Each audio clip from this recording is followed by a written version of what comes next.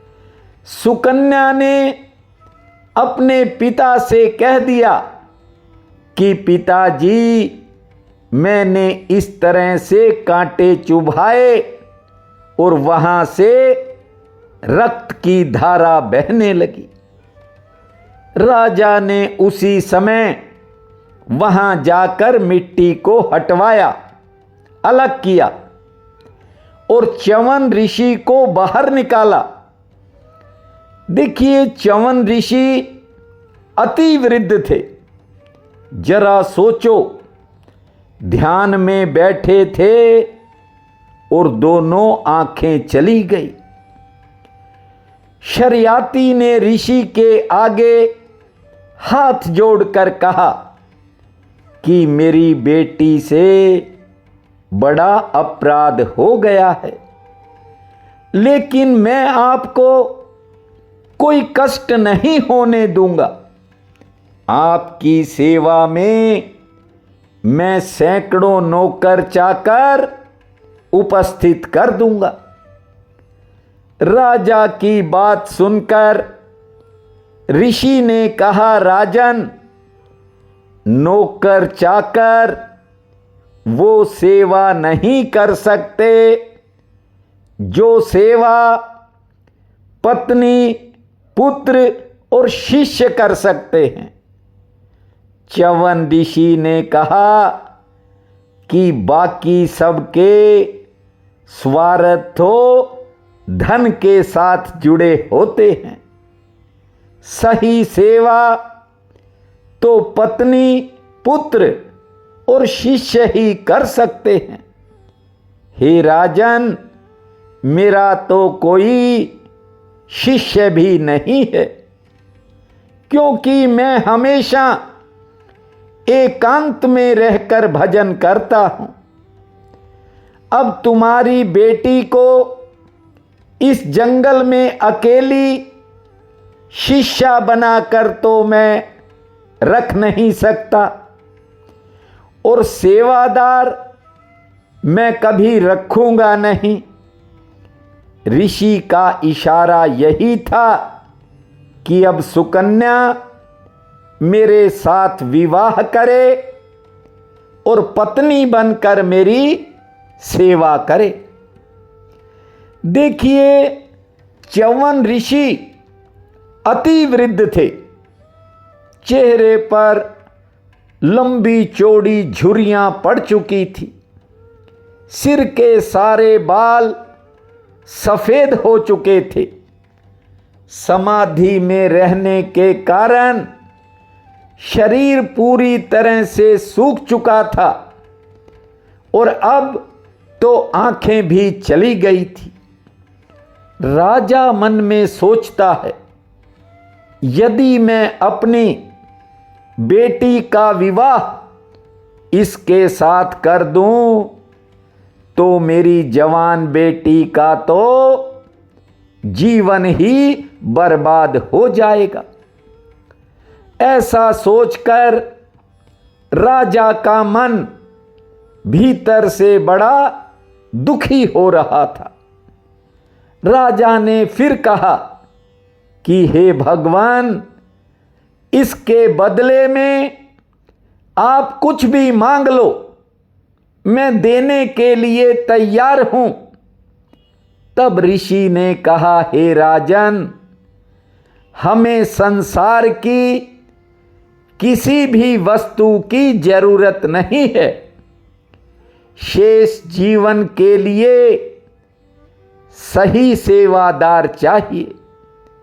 जानते हो, जब ये बात सुकन्या के कानों तक पहुंची तो उसने अपने पिता से कहा कि हे पिताजी, आप मेरा विवाह इनके साथ कर दीजिए।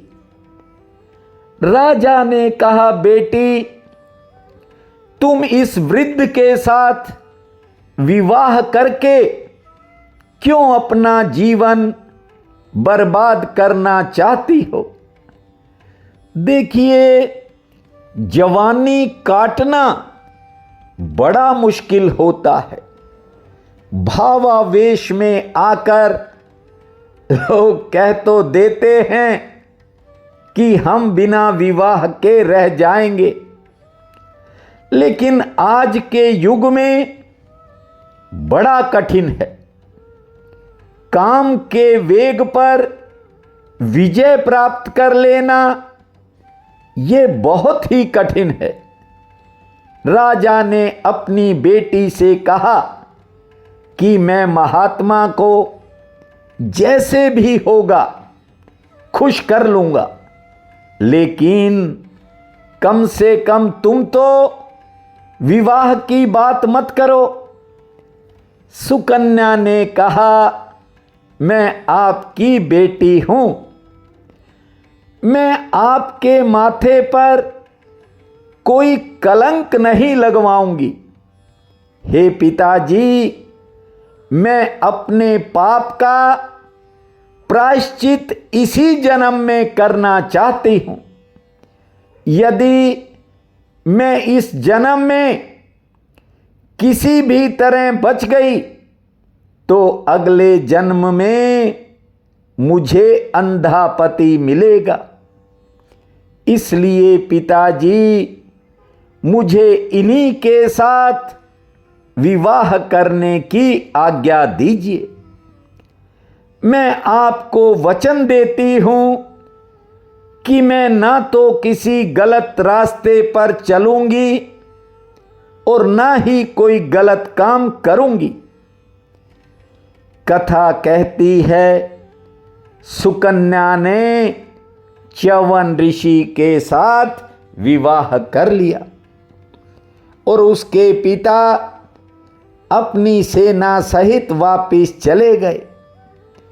सुकन्या ने अपने वृद्ध पति की वो सेवा की है, श्रीमद् भागवत में लिखा है, जैसे भगवान शंकर की सेवा मां पार्वती करती हैं, जैसे सत्यवान की सेवा सावित्री ने की, वैसे ही सुकन्या अपने अंधे और बूढ़े पति की सेवा करती है। देखिए, सांसारिक सुख तो मिलना नहीं, इसके बावजूद धर्म का पालन करने के लिए सुबह 4 बजे से रात्रि सोने तक पति की ही सेवा में लगी रहती। देखिए, जब तक स्वार्थों का बलिदान नहीं होता तब तक धर्म का निर्वाह नहीं होता। श्रीमद् भागवत कथा कहती है कि अपने स्वार्थ का बलिदान करके ही धर्म का पालन किया जा सकता है। आज के समय में व्यक्ति इतना स्वार्थी हो चुका है कि वह अपने स्वार्थ का परित्याग नहीं करता, धर्म का त्याग कर देता है। लेकिन जीवन में एक बात को हमेशा याद रखना, व्यक्ति के जीवन में यदि कोई मूल्यवान चीज है तो उसे धर्म कहते हैं। धर्म से ऊंची कोई वस्तु इस जगत में नहीं है। श्री कृष्ण गोविंद हरे मुरारी, हे नाथ नारायण वासुदेवा। श्री कृष्ण गोविंद हरे मुरारी, हे नाथ नारायण वासुदेवा। हे नाथ नारायण वासुदेवा, हे नाथ नारायण वासुदेवा। श्री कृष्ण गोविंद हरे मुरारी, हे नाथ नारायण कथा कहती है कि जीवन में सबसे ऊंचा धर्म है। जो व्यक्ति अपने धर्म को महत्व नहीं देता वह मनुष्य कहलाने का भी अधिकारी नहीं है। अपने धर्म का पालन करने में, निज धर्म का पालन करने में सुख मिले तो ठीक है और दुख मिले तो भी ठीक है। सुकन्या ने अपने अंधे और वृद्ध पति की वो सेवा की। श्रीमद् भागवत में लिखा है कि एक दिन देवताओं के वैद्य अश्विनी कुमार वहां आ गए। ध्यान दीजिए, अश्विनी कुमार दो भाई हैं। ये देवताओं के वैद्य हैं और दोनों ही बहुत सुंदर हैं। उन्होंने सुकन्या की परीक्षा लेने के लिए कहा, देवी तुम तो किसी राजमहल की शोभा बढ़ाने के लायक हो। तुम तो स्वर्ग की अप्सरा जैसी सुंदर दिखती हो। तुम इस वृद्ध के पास पड़ी हो, क्या मिलेगा? इससे तुम्हें क्या मिलेगा? तुम अपनी जवानी को खराब मत करो। तुम चाहो तो स्वर्ग का कोई देवता भी तुम्हें पत्नी के रूप में स्वीकार कर सकता है। सुकन्या ने कहा, खबरदार, यदि दोबारा ऐसे शब्द तुम्हारे मुख से निकले तो श्राप देकर तुम्हें यहीं भस्म कर दूंगी।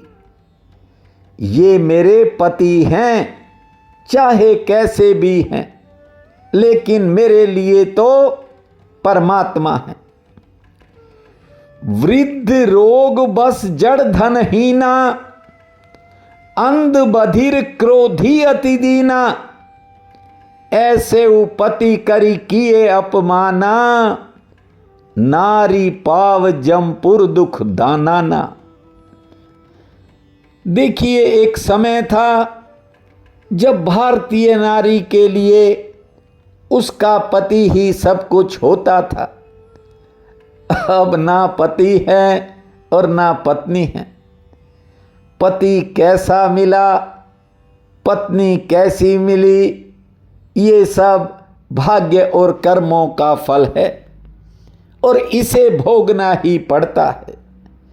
बस तुम अपने धर्म का पालन करो, अन्यथा दूसरे जन्म में और ज्यादा दुखी होना पड़ सकता है। अश्विनी कुमारों ने जब सुकन्या की निष्ठा देखी तो सब बड़े प्रसन्न हुए और सुकन्या से कहा कि हम तुम्हारे पति को जड़ी बूटियों के जल वाले एक कुंड में स्नान करवाएंगे। इन्हें न केवल सुंदर शरीर प्राप्त हो जाएगा, बल्कि इन्हें इनके खोए हुए नेत्र भी मिल जाएंगे। तुम्हारा पति ऐसे जवान हो जाएगा कि इसको कोई पहचान तक नहीं पाएगा। देखिए, च्यवन ऋषि ने हजारों साल तपस्या की और उस तपस्या से जो प्राप्त नहीं हुआ वो सुकन्या ने उनकी सेवा करके प्राप्त कर लिया। ध्यान दीजिए, अश्विनी कुमार जब च्यवन ऋषि को अपने साथ लेकर उस कुंड में उतरे और स्नान के बाद जब वे बाहर निकले तो सुकन्या को पहचानना मुश्किल हो गया कि तीनों में से मेरा पति कौन है।